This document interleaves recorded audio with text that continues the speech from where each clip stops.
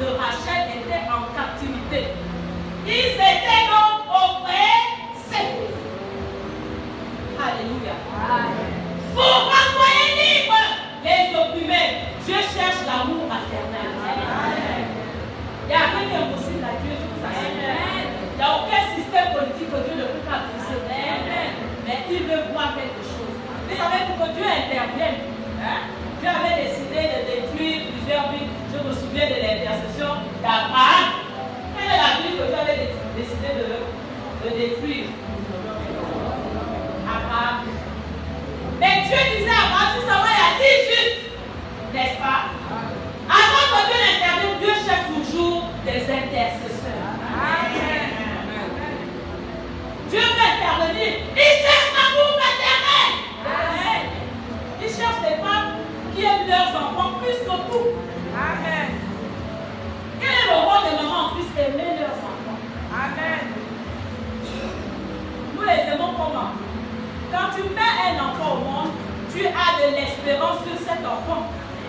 Toutes les mamans rêvent de voir leurs enfants devenir chefs d'État, devenir des grandes personnalités. Et puis tout d'un coup, ils grandissent dans un milieu où ils ne peuvent plus rien faire. Rachel connaissait les prophéties sur Israël. Amen. La Rachel dont nous parlons ici, c'est Rachel, la femme de Jacob. Amen. Jacob, on dit le Dieu d'Abraham, d'Isaac et de Jacob. Jacob était patriarche. Sa femme, sa deuxième femme, parce qu'il avait d'abord épousé la grande sœur, ensuite il a épousé la petite sœur. Sa deuxième femme, c'est Rachel, la femme de Jacob, le père d'Israël, celui à qui Dieu a changé le nom de Jacob en Israël. Donc ce n'était pas n'importe quelle femme. Elle connaissait les prophéties d'Israël. Elle savait que Dieu avait choisi Israël au milieu des peuples pour conduire les nations du monde entier. Mais comment vous faites que cet Israël se retrouve en captivité? Ça se passe comment? Parce que ça ne peut pas arriver. Tu mets au fond d'un enfant, chaque enfant naît d'une façon particulière. Seule la maman sait comment son enfant est né. Elle sait même qui est son enfant. Quand on vient dire les choses, elle dit non, ça c'est pas mon enfant qui a fait ça. Parce qu'elle le connaît. Nous avons les secrets de nos enfants. Nous connaissons leur destin, leur destinée. Nous savons ce qu'ils sont appelés à devenir. Et puis tout d'un coup, voilà l'enfant. Il commence à grandir. Et puis stop, il est bloqué.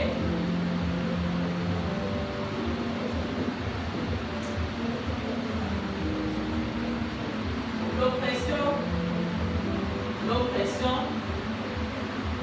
c'est un pouvoir exagéré qu'un homme exerce sur un autre. Est-ce que là nous sommes sur le plan spirituel, nous sommes sur le plan humain? Il y a des hommes méchants qui oppriment nos enfants. C'est pas moi qui dis oh. On a lu dans Amen. C'est le fait que voilà arrivé maman mode.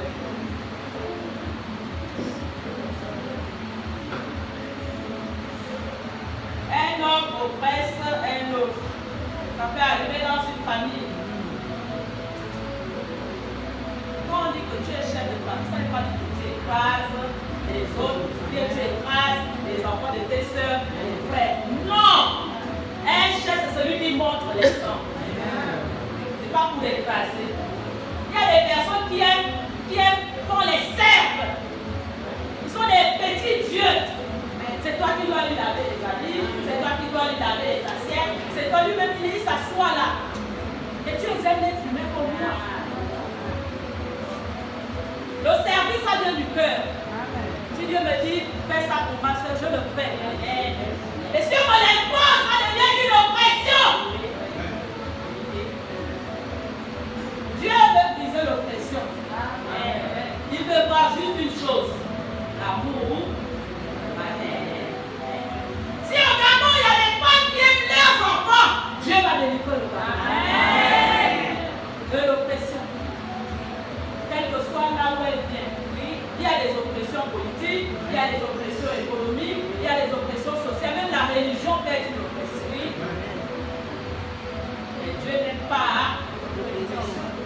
Jésus a dit, je suis venu envoyer libre les opprimés. Et Rachel connaît la parole de Dieu. Elle sait ce que Dieu a dit sur ses enfants. Et elle sait ce que Dieu est capable de faire. Il faut les mamans qui sachent ce que Dieu est capable de faire pour pouvoir pleurer. Là aussi, quelqu'un me dirait par exemple, oh, le juste dit par la foi que les pleurs, c'est peut-être la faiblesse pour nous. Il y a des niveaux où tu ne résous plus.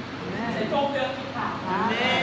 Il faut que les cœurs des mamans parlent devant Dieu pour leurs enfants. Amen. Dieu va utiliser l'amour maternel comme il a utilisé les cris de Rachel pour que le Messie naisse en Israël. Est-ce que vous savez que la prophétie de Rachel de Rama, elle s'accomplit à la naissance de Jésus? Amen. Ce sont les pleurs de Rachel qui ont fait naître le Christ. Marie n'était qu'un instrument. Amen. Si tu pleures, tu verras la gloire de Dieu. Amen. Tu pleures pour tes enfants, tu verras la gloire de Dieu. Amen. Alléluia. Est-ce qu'il y a des moments dans ceci? Amen.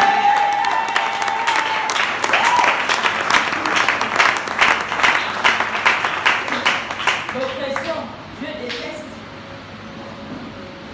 Vous savez qu'en Israël, Dieu n'avait même pas voulu que les rois soient institués parce qu'il savait que ça allait devenir ce que nous vivons aujourd'hui. Un chef sert son peuple. Aujourd'hui, les rois s'établissent sur les gens. Et ils ne s'établissent même pas de façon à ce que les gens puissent au moins rêver. Ils s'établissent pour détruire même les rêves de vos enfants. Jusqu'à quand? Ce message que je vous prêche n'est pas monté dans mon esprit, il est descendu. Je le répète, c'est la première fois que ça m'arrive. Alléluia. Amen. Je l'ai écrit. On a distribué à chaque maman un prospectus pour que quand tu es à la maison, tu relis de temps en temps. Pour savoir que Dieu te demande de pleurer. Parce que j'ai demandé au Seigneur, mais Rachel, quand elle a pleuré, elle a fait comment? Est-ce qu'elle s'est roulée par terre dans la ville pour que tout le monde l'entende? Non! Et c'est pour ça qu'on a lu le psaume 6. C'est David qui dit, je pleure sur ma couche. C'est le soir quand je pars dormir que je pleure devant mon Dieu. Il n'est pas question ici de faire le scandale. On peut parler sans ouvrir la bouche. Parce que là, nous n'avons pas une communication naturelle. Là, nous avons une communication spirituelle.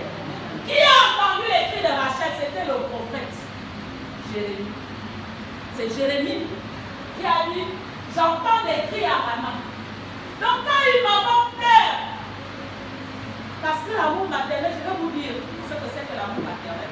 C'est le sentiment humain, le seul qui est incorruptible. Je t'aime, là, il y a le mensonge dedans. Mari et femme, je t'aime, il y a le mensonge dedans. Vérité. J'aime mon enfant, personne. Je peux rentrer là-dedans. On passe par le cordon ombilical. C'est un lien extraordinaire que Dieu a donné à la femme seule. Seule les femmes sont peuvent arriver à cette dimension. Il y a les femmes. Et vous savez pourquoi Dieu a juste. Il dit, s'il y a 10 justes, je le fais rire. La terre est tellement corrompue aujourd'hui que Dieu cherche l'incorruptibilité. Amen, merci. Dieu cherche ce que Satan ne peut pas toucher. Amen. Satan touche les hommes de Dieu. Hein? Satan touche. Il touche tout.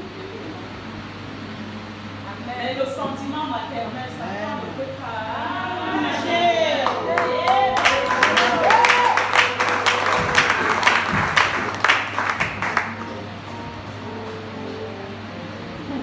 Même si au milieu de nous, il y a des femmes comme Hérodias.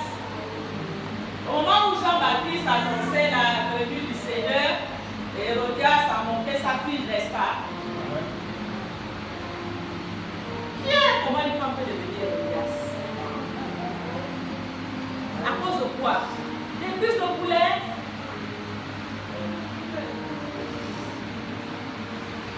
Il y a des systèmes sataniques établis dans les nations. Il y a des femmes qui vendent leurs enfants pour des petits postes. au Gabon, je connais, qui ont fait ça, et qui ont eu ces pour ça seulement pour 6 mois. Imaginez le chagrin éternel. Imaginez le chagrin éternel. Le livre, mon enfant, pour une petite position. Après, on t'enlève. Parfois, lorsqu'on met les gouvernements, seulement 6 mois. Tu as fait tout ça pour ça? Tu es malheureux. Réponds-toi. Avant que le Seigneur ne revienne, réponds-toi. Parce qu'il y a un bruit qui s'annonce. Quand tu arrives à la dimension de brisement de l'oppression, ça veut dire que les nations vont être libérées. Amen. Je vous assure que le réveil est là. Amen. Le réveil des nations est là. Amen. La Bible dit qu'il est venu pour conduire les nations. Amen. Les nations marcheront à la lumière de Jésus-Christ. Et on est plus loin de là. Amen. Regardez bien ce qui se passe dans le monde. Les rois, les grands chefs, tout ça, là, Dieu va anéantir tout ça. Amen. Il ne restera que l'être humain. Oui. Et on ne sent jamais faire devant qui que ce soit. Amen. Même si tu as les sans confiance au pied. Dieu t'aime. Amen. Et l'amour de Dieu te suffit. Amen. Pour voir le miracle. Amen.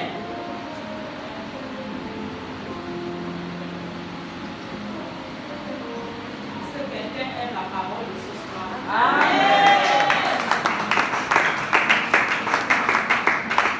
S'il y a des femmes qui vont aimer leurs enfants dans cette assemblée ce soir, il n'est pas question d'écouter et de demeurer la même personne. Défends ton enfant. Même s'il fume le chant que les enfants fument là, les enfants savent fabriquer le chant. Non. Ce sont les oppresseurs qui font ces choses. En ce moment, il y a une histoire sur la nation. Une jeune fille qui a eu son bac 2022 là, qui meurt malheureusement en Turquie. Parce qu'il n'y a pas des universités au Gabon. Est-ce qu'avant les Gabonais envoyaient leurs enfants partout dans le monde? Non. Est-ce que ça c'est normal? Non. On a dit on parle sans ouvrir la bouche, n'est-ce pas? C'est sur notre bouche. David dit, mon oreiller est mouillé de mes larmes. Si les femmes gabonaises ne prient pas pour cette nation, rien ne va changer. Ce sont nos enfants qu'on oublie. L'enfant après a eu le bac, il est là, il chante. Des conditions bizarres que les enfants trouvent le travail. Depuis quand? Dans ce pays, on disait la jeunesse est sacrée. Aujourd'hui, qu'est-ce qu'on dit? La jeunesse est sacrée. Et nous sommes d'accord? Nous sommes d'accord? Non. Je ne dis pas ici d'aller insulter quelqu'un. Je dis de faire comme Rachel. Alléluia. Quand Rachel a pleuré, le prophète a entendu ses pleurs. Et tout de suite, le prophète a dit, ainsi parle l'Éternel. Tes enfants reviendront. Nous devons prier jusqu'à ce que les prophéties soient libérées sur nos nations. Et que ces prophéties s'accomplissent.